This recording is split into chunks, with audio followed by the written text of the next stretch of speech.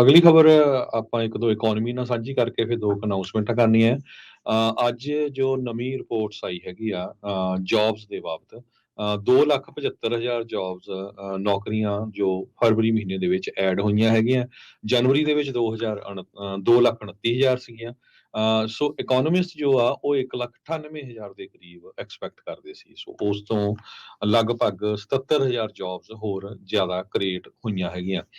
ਤੇ ਅਨਪਲਾਇਮੈਂਟ ਰੇਟ ਵੀ ਜਿਹੜਾ ਥੋੜਾ ਜਿਹਾ ਵਧਿਆ ਹੈਗਾ 3.9% ਦੇ ਉੱਤੇ ਅਨਪਲਾਇਮੈਂਟ ਰੇਟ ਗਿਆ ਹੈਗਾ ਤੇ ਯੂਐਸ ਦਾ ਡਾਲਰ ਜਿਹੜਾ ਆ ਉਹ ਵੀ ਆ ਲੋ ਗਿਆ ਹੈਗਾ। ਹੈਡਲਾਈਨ ਨੰਬਰਸ ਜਿਹੜੇ ਆ ਜੌਬਸ ਨੂੰ ਲੈ ਕੇ ਜੋ ਆ ਉਹ ਇਹਦੇ ਤੇ ਕਾਫੀ ਅਸਰ ਪਿਆ ਹੈ।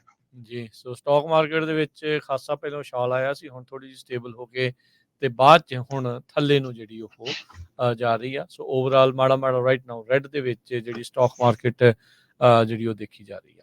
ਅਗਲੀ ਖਬਰ ਆਪਣੇ ਗਵਾਂਢੀ ਸੂਬੇ ਓਰੇਗਨ ਤੋਂ ਆ ਰਹੀ ਆ। ਓਰੇਗਨ ਪਹਿਲਾ ਵਾਹਦ ਸੂਬਾ ਬਣਿਆ ਸੀਗਾ ਜਿਨ੍ਹਾਂ ਨੇ ਇੱਕ ਸਟੇਟ ਦੇ ਵਿੱਚ ਪ੍ਰੋਪੋਜੀਸ਼ਨ ਮੈਜਰ ਪਾਸ ਕਰਕੇ ਕੁਛ ਜਿਹੜੀਆਂ ਡਰੱਗਸ ਆ ਫੈਂਟਨਿਲ, ਹੈਰੋਇਨ ਵਰਗੀਆਂ ਉਹਨਾਂ ਦੇ ਲਈ ਸਜ਼ਾ ਨੂੰ ਘਟਾ ਦਿੱਤਾ ਸੀਗਾ। ਉਦੋਂ ਲੋਕਾਂ ਨੇ ਇਹ ਕੀਤਾ।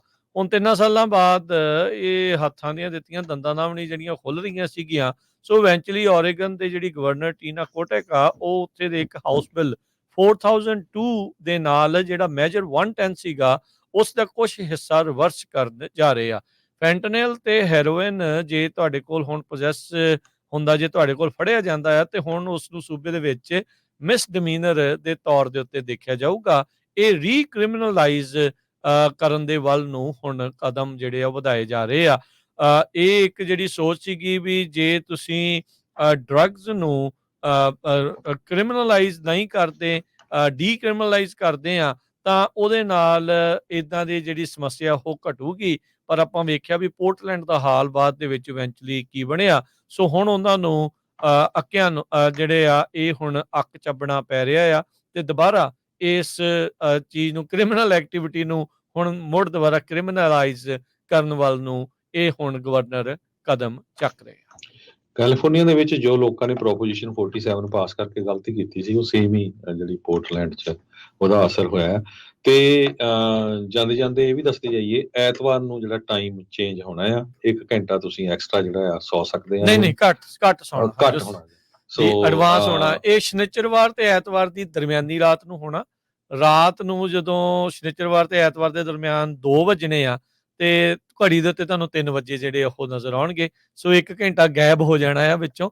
ਸੋ ਨਵੰਬਰ ਮਹੀਨੇ 'ਚ ਆਪਾਂ ਨੂੰ ਐਕਸਟਰਾ ਮਿਲ ਜਾਂਦਾ ਸੀ 1 ਘੰਟਾ ਸੌਣ ਨੂੰ। ਸੋ ਇਹ ਹੁਣ ਡੇਲਾਈਟ ਸੇਵਿੰਗ ਵਾਲਾ ਜਿਹੜਾ ਮਸਲਾ ਆ ਇਹ ਮਾਰਚ ਦੇ ਵਿੱਚ ਤੇ ਨਵੰਬਰ ਦੇ ਵਿੱਚ ਜਿਹੜਾ ਚੇਂਜ ਹੁੰਦਾ ਹੈ ਸੋ ਦੁਬਾਰਾ ਚੇਂਜ ਹੋਣ ਜਾ ਰਿਹਾ ਆ। ਸੋ 9 ਤਰੀਕ ਤੇ 10 ਤਰੀਕ ਦੀ ਦਰਮਿਆਨੀ ਰਾਤ ਨੂੰ ਯਾਨੀ ਕਿ ਉਦਾਂ 10 ਦੇ ਬਿਲਕੁਲ ਤੜਕੇ 2 ਵਜੇ 3 ਵੱਜ ਜਾਣੇ ਆ। ਸੋ ਉਹ ਜਿਹੜਾ ਮੇਕ ਸ਼ੋਰ ਕਰਿਓ। ਇਹਦੇ ਨਾਲ ਇਹ ਆ ਵੀ ਦਿਨ ਹੁਣ ਥੋੜੇ ਜਿਹੇ ਲੰਬੇ ਹੋ ਜਾਣਗੇ, ਸ਼ਾਮ ਨੂੰ ਹਨੇਰਾ ਜਿਹੜਾ ਉਹ ਥੋੜੀ ਲੇਟ ਹੋਇਆ ਕਰੂਗਾ। ਕੈਲੀਫੋਰਨੀਆ ਦੇ ਵੋਟਰਸ ਨੇ ਇਹ ਜਿਹੜਾ ਕਾਨੂੰਨ ਬੜੇ ਚਿਰ ਦਾ ਪ੍ਰੋਪੋਜੀਸ਼ਨ ਪਾਸ ਕਰਕੇ ਘੱਲੀ ਹੋਈ ਆ ਪਰ ਉੱਥੇ ਫੈਡਰਲ ਵਾਲੇ ਪਾਸੇ ਪਤਾ ਨਹੀਂ ਹੱਥ ਤੇ ਹੱਥ ਧਰੀ ਬੈਠੇ ਆ, ਕੋਈ ਕਦਮ ਜਿਹੜਾ ਉਹ ਚੱਕਦੇ ਨਹੀਂ।